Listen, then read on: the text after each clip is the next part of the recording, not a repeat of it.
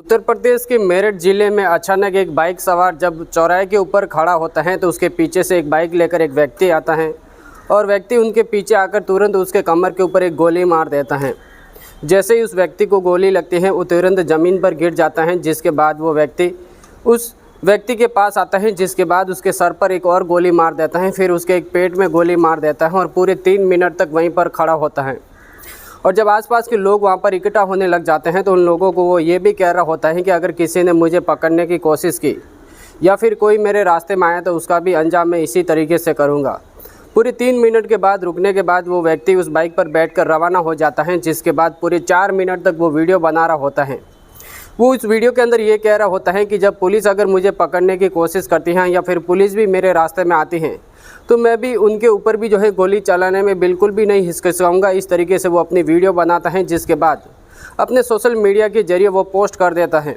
हालात हुई थी, उस हालात को लेकर नज़दीकी थाने में चले जाते हैं, जिसके बाद पुलिस वालों को वो वीडियो भी दिखाते हैं और उस डेड बॉडी के बारे में भी बताते हैं कि जिस लड़के के ऊपर गोलियां चली थी वो लड़का भी उस चौराहे के पास ही है और इस तरीके की वीडियो भी वो लड़का वीडियो बना रहा है।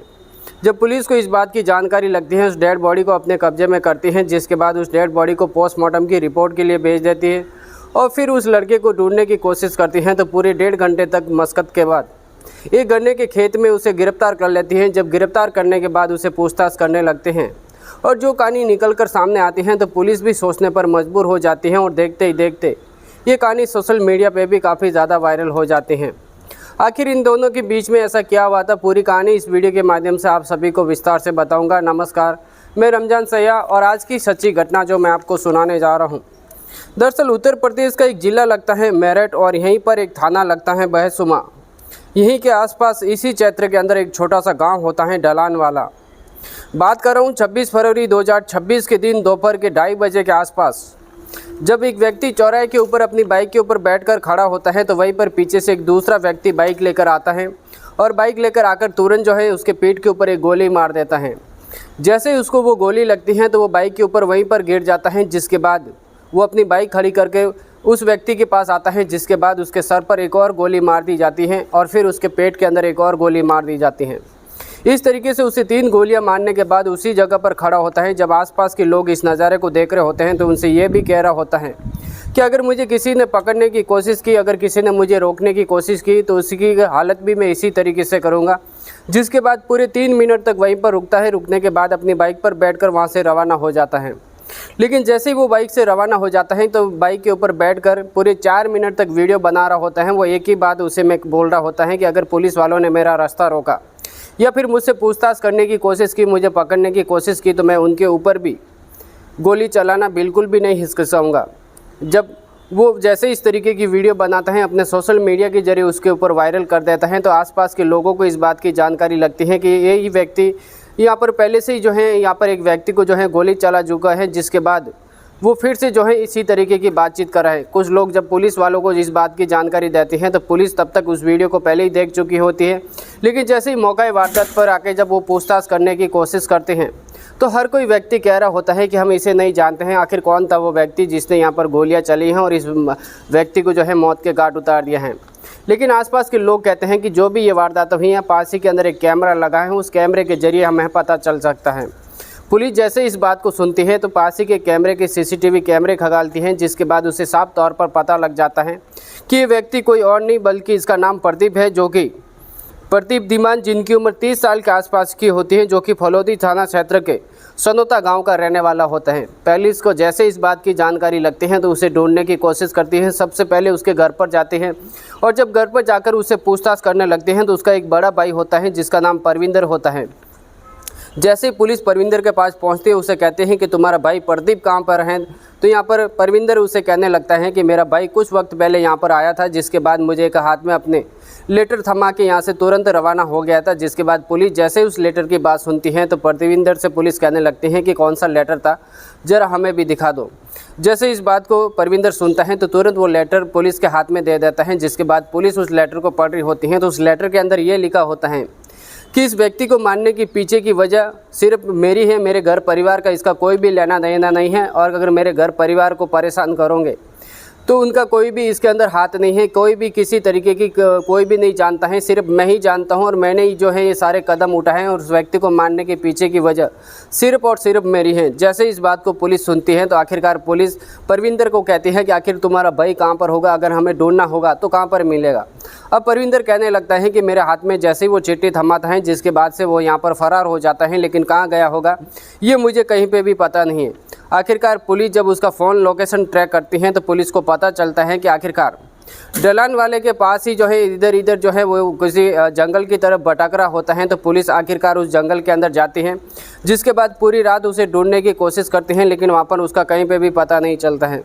लेकिन जैसे ही अगली सुबह होती है तो पुलिस को वहाँ पर पता चलता है कि एक गन्ने के खेत के अंदर जो है प्रदीप छुपा हुआ होता है। जब पुलिस उसके पास जाने की कोशिश करती हैं तो प्रदीप उनको एक तमंचा दिखाता है, जिसके बाद पुलिस को डराने की कोशिश करता है। वो कहता है कि अगर तुम मेरे नज़दीक आए और मुझे पकड़ने की कोशिश की तो मैं तुम्हारे ऊपर फायरिंग करने में बिल्कुल भी नहीं हिचकिचाऊंगा। जिसके बाद पुलिस उसको बड़ी मशक्क़त के साथ उसे समझाने की कोशिश कर रही होती है उसे बार बार। जब पुलिस उसे पकड़ने के लिए नज़दीक जा रही होती है तो तुरंत उनके ऊपर जो है वो तमंचा तान देता है, जिसके बाद वो कभी नीचे बैठता है, कभी पानी पी रहा होता है तो कभी सिगरेट पी रहा होता है। इसी तरीके से पुलिस उसे 1.5 घंटे तक उसे बार बार समझाने की कोशिश करती है और समझाने के बाद आखिरकार पूरे 1.5 घंटे बीतने के बाद प्रदीप को गिरफ्तार कर देती हैं। और गिरफ्तार करने के बाद जब उसको थाने में लाकर जब उसे पूछताछ करते हैं तो एक ऐसी कहानी निकल कर सामने आती है, जिसके बाद पुलिस भी सोचने पर मजबूर हो जाती है कि आखिर गलती किसकी है। जब पुलिस प्रदीप से पूछताछ कर रही होती है तो प्रदीप अपनी एक कहानी सुनाने लगता है। प्रदीप कहता है जैसे ही उसकी बड़े भाई की सगाई हो जाती है तो उसके बड़े भाई की जो साली होती है, जिसका नाम पूनम होता है, उसके साथ भी मेरी सगाई हो जाती है और सगाई के बाद हम दोनों की शादी हो जाती है।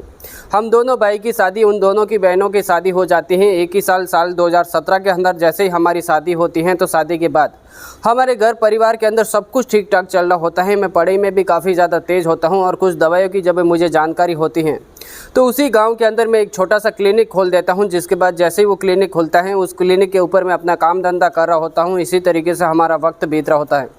वक्त बीतने के साथ ही जितने पैसे रुपए उस क्लिनिक से कमा रहा होता है उसे अपने घर का गुजारा चल रहा हो रहा होता है। लेकिन हम 3 भाई होते हैं, जिसमें हमारे घर परिवार के अंदर 25 बीघा ज़मीन होती है, जिसको हम तीनों भाई के बीच में बंटवारा कर लेते हैं। और उसी खेत की वजह से जितनी भी हमारी इनकम होती है उसी से भी हमारा घर का गुजारा चल रहा होता है। लेकिन धीरे धीरे जैसे जैसे वक्त बीतता है, वक्त बीतने के साथ ही मेरी भाभी और मेरी पत्नी कुछ ठीक ठाक चल रहा होता है। लेकिन जैसे जैसे वक्त बीतता है क्लिनिक के ऊपर अब कस्टमर कम आने लगते हैं तो आखिरकार वो अपना क्लिनिक बंद कर देता है। जिसके बाद वो मुजफ्फरपुर रहने के लिए चला जाता है। लेकिन जैसे ही जिस वक्त मुजफ्फरपुर के अंदर रह रहा होता है, जब एक दिन वो अपने घर पर लौटता है तो अपनी पत्नी को जो है रंगे हाथों पकड़ लेता है। अपनी पत्नी जिसका नाम सुनील होता है, सुनील के साथ अक्सर उनसे बातचीत हो रही थी। इसी तरीके से उसके साथ वक्त बिता रही होती हैं, लेकिन अलग अलग जगहों पर उसका मिलना जुलना होता है। जब इस बात की जानकारी जब प्रदीप को लगती है तो प्रदीप अपनी पत्नी से झगड़ा करने लग जाता है। जबकि जिसके बाद उसे जब पूछताछ करने लगता है तो उसकी पत्नी पूनम कह रही होती है कि सुनील मेरा बचपन का ही दोस्त है, मैं उसके साथ पहले से ही रिलेशन के अंदर रह रही होती हूँ, लेकिन मैं उससे शादी करना चाहती थी। लेकिन जैसे ही मेरी बड़ी बहन की तुम्हारे भाई के साथ सगाई हो जाती है तो तुम्हारे साथ भी मेरी सगाई कर दी जाती है और आखिरकार दोनों की शादी करवा देते हैं। जैसे ही तुम्हारे साथ शादी हो जाती है तो मैं अपने पुराने प्रेमी सुनील को जो है मैं छोड़ देती हूँ, जिसके बाद मैं तुम्हारे साथ रहने लग जाती हूँ। और धीरे धीरे जो है इसी तरीके से हमारे 2 बेटियाँ भी जो हैं पैदा हो जाती हैं। अब प्रदीप अपनी पूरी कहानी सुना रहा होता है कि जैसे हमारी 2 बेटियाँ होती हैं, अब घर का सर्वाइव करना काफ़ी ज़्यादा मुश्किल हो रहा था और क्लिनिक को चलाना भी जो है काफ़ी ज़्यादा मुश्किल हो रहा था। इसीलिए मैं मुजफ्फरपुर चला जाता हूँ। लेकिन जब एक दिन अपने घर पर लौटकर देखता हूँ तो मेरी पत्नी को जो है रंगे हाथों पकड़ लेता हूँ। जैसे इस बात को प्रदीप को जानकारी लगती है तो प्रदीप काफ़ी ज़्यादा गुस्सा हो जाता है, जिसके बाद उन दोनों के बीच में झगड़े तकरार स्टार्ट हो जाते हैं। अब हाई दिन अलग अलग जगहों से हर तरीके की बातचीत होती है, छोटी मोटी बातों के लिए भी दोनों के बीच में झगड़े हो जाते हैं। तो घटना से ठीक 1.5 साल पहले आखिरकार पूनम जो है प्रदीप को छोड़कर सुनील के साथ चली जाती हैं, जिसके बाद वो उसी के साथ रहने लग जाती हैं। लेकिन प्रदीप जैसे ही उसकी पत्नी उसे छोड़कर चली जाती हैं तो प्रदीप भी उसकी बिल्कुल भी परवाह नहीं करता है। वो सोचता है कि अगर किसी के साथ वो गलत काम कर रही हैं और किसी के साथ वो चली जाती हैं तो फिर मेरा भी उसके साथ कोई लेना देना नहीं है। लेकिन पूनम आखिरकार प्रदीप के दोनों बेटियों को भी वो अपने साथ लेकर चली जाती हैं। तो प्रदीप आखिरकार अपनी पत्नी के पास जाता है, अपनी पत्नी को समझाने की कोशिश करता है और लिखित में उसे तलाक दे देता है। जिसके बाद अपनी दोनों बेटियों को अपने घर पर लेकर आ जाता है। जैसे ही वो अपने घर पर लेकर आते हैं तो उनकी जो बड़ी साली होती हैं, जो कि अपनी रिश्ते में लगने वाली भाभी भी होती हैं, उसे वो अपनी दोनों बेटियां सौंप देता है, जिसके बाद वो कहता है कि जो ज़मीन मेरे नाम पर आई है वो तुम्हारे नाम पर करवा दूंगा, और आखिरकार मेरी बेटियों का भाई जो है तुम्हारे बच्चों की तरह इनका भी पालन पोषण कर लेना और इसको भी जो है किसी तरीके से बड़ा कर लेना। आखिरकार प्रदीप सोचने लगता है कि मेरी ज़िंदगी तो उजड़ी गई है, आखिरकार मैं क्या कर सकता हूँ। मेरी बेटी अगर मेरे भाई के और मेरे भाभी के पास रहकर पलेगी तो उनकी ज़िंदगी सुधर जाएंगी, जिसके बाद जो है उनकी भी मैं शादी करवा दूंगा। आखिरकार प्रदीप जो है अपने पूरी तरीके से जो है सब कुछ सौंप देता है, जिसके बाद वो अपने उजड़ी हुई ज़िंदगी को जो है इसी तरीके से बिता रहा होता है। लेकिन आसपास के लोग उसे बार बार कह रहे होते हैं कि आखिरकार तुम्हारी पत्नी किसी के साथ भाग गई और तुम कुछ भी नहीं कर पाए। वो बार बार इसी तरीके से ताना सुन रहा होता है। लेकिन जैसे जैसे वक्त बीत रहा होता है, आखिर एक दिन सुनील रात के समय 9 बजे के आसपास जो है प्रदीप को वीडियो कॉल करता है, जिसके बाद प्रदीप को सुनील ये कहने लग जाता है कि तुम ना मर्द हो, तुम कभी बच्चा पैदा नहीं कर पाए। देखो तुम्हारी पत्नी को जो है 8 महीना ही बीता है और 8 महीने के अंदर भी मैंने उसे गर्भवती भी कर लिया है और बहुत ही जल्दी जो है उसका एक लड़का भी पैदा होने वाला है। इस तरीके की बात जब सुनील से करता है तो सुनील के तन बदन में आग लग जाती है और इसके बाद जैसे ही उसे आग लगती है वो प्रदीप तिल मिलाता है और उसे सुनील से कहने लगता है। तो अचानक उतनी पत्नी जैसे ये बात सुनील के मुंह से कह रहे होते हैं तो वो सुनती हैं तो वो भी हंस पड़ती हैं, जिसके बाद प्रदीप को अब यहाँ पर काफ़ी ज़्यादा बुरा लगने लग जाता है। जिसके बाद वो यही सोच रहा होता है बार बार कि आखिरकार इन दोनों को जो है सबक सिखाना पड़ेगा। जैसे ही प्रदीप इस बात को जैसे ही सुनता है तो वो काफ़ी ज़्यादा गुस्से में आ जाता है, जिसके बाद मन ही मन वो षड्यंत्र बनाने लग जाता है और आसपास के इलाके से जो है वो पूरे 3 तमन से इकट्ठा करते हैं। जिसके बाद अब सुनील कब किधर जा रहा है, कब जब उसके ऊपर पूरी नज़रें जमाने लग जाता है कि क्या क्या वो हरकतें करता है, कहाँ जाता है, कहाँ आता है और किस समय वो बार बार किधर जा रहा होता है। जब उसे पता चल जाता है कि आखिरकार एक ही समय पर रोज़ का उसका आना जाना रहता है दोपहर के समय में, तो इसी तरीके से जो है पहले से ही प्रदीप वहाँ पर जाकर उस चौराहे के ऊपर बैठ जाते हैं ढलान वाले के पास और उसी जगह पर जो है अचानक सुनील अपनी बाइक लेकर आता है, जिसके बाद वो चौराहे के ऊपर वहीं पर रुक जाता है। जैसे ही सुनील वहाँ पर रुकता है तो प्रदीप उसके पीछे आकर एक पेट के पीछे जो है उसे एक गोली दाग देता है, जिसके बाद जैसे ही प्रदीप अपनी बाइक के ऊपर से नीचे गिरता है तो फिर से उसके सर पर एक और गोली मारता है, जिसके बाद उसके पेट के ऊपर गोली मारता है और पूरे 3 मिनट रुककर वो वहीं पर खड़ा रहता है। और जब आसपास के लोग जब उसे पकड़ने की कोशिश करते हैं तो उन लोगों से वो ये कह रहा होता है कि अगर किसी ने मुझे पकड़ने की कोशिश की या फिर कोई मेरे नज़दीक आने की कोशिश की तो मैं उसका भी हाल जो है इसी तरीके से करूँगा। जिसके बाद वो वहाँ से फ़रार हो जाता है और फिर बाइक के ऊपर जब जा रहा होता है तो पूरे 4 मिनट तक एक वीडियो बना रहा होता है, वो पुलिस को धमका रहा होता है। इसी तरीके से जब वीडियो पुलिस के पास पहुँचती है, पुलिस को इस बात की जानकारी लगती है तो पुलिस मौका वारदात पर पहुँच जाती है और सुनील की डेड बॉडी अपने कब्जे में करके उसको पोस्टमार्टम की रिपोर्ट के लिए भेज देती हैं। लेकिन आखिरकार सीसीटीवी कैमरे की वजह से पुलिस को पता चल जाता है कि आखिरकार प्रदीप दीमनी जो है इसके पीछे का इन्हीं का हाथ है। जैसे ही पुलिस को इस बात की जानकारी लगती है तो पुलिस जब उसके घर पर जाती है तो परविंदर के जरिए उसे पता चल जाता है और आखिरकार उसी के जंगलों के अंदर जो है खने गन्ने के खेत के अंदर उसे करीबन 1.5 घंटे की मशक्क़त के बाद आखिरकार उसे गिरफ्तार करते हैं तो सारी जानकारी निकलकर सामने आ जाती है।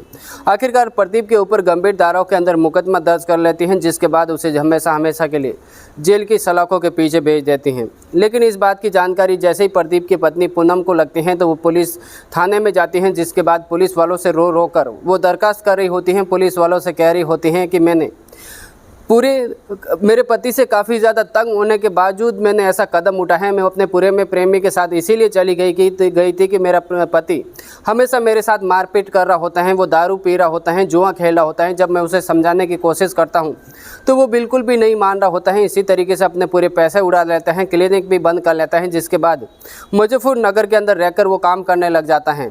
लेकिन फिर से जब एक दिन वो अपने घर पर आता है तो हमें रंगे हाथों पकड़ लेता है। लेकिन मेरा पति इसी वजह से मुझे बार बार जो है मेरे साथ प्रताड़ना कर रहा होता है, मेरे साथ मारपीट कर रहा होता है और एक दिन तो इतनी मेरे साथ मारपीट कर लेता है कि मैं हमेशा के लिए एक फ़ैसला उठा लेती हूँ, जिसके बाद मैं अपने पुराने प्रेमी सुनील के साथ भाग जाती हूँ।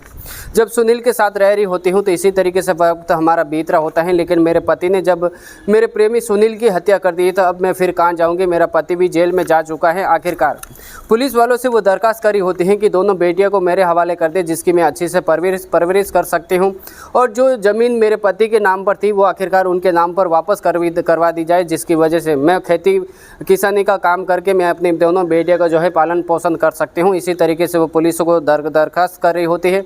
पुलिस इस केस की पूरी तरीके से छानबीन और कर रही होती है। लेकिन आप अपनी राय कमेंट बॉक्स के अंदर ज़रूर से देना। इसी तरह की क्राइम की कहानियाँ हर रोज़ सुनना चाहते हैं, देखना पसंद करते हैं तो इस वीडियो को लाइक और चैनल को सब्सक्राइब करना बिल्कुल भी मत भूलना। इसी तरीके की सच्ची क्राइम की कहानियों के साथ मिलते हैं फिर अगले वीडियो के अंदर। तब तक के लिए दीजिए हमें इजाज़त। जय हिंद, जय जवान।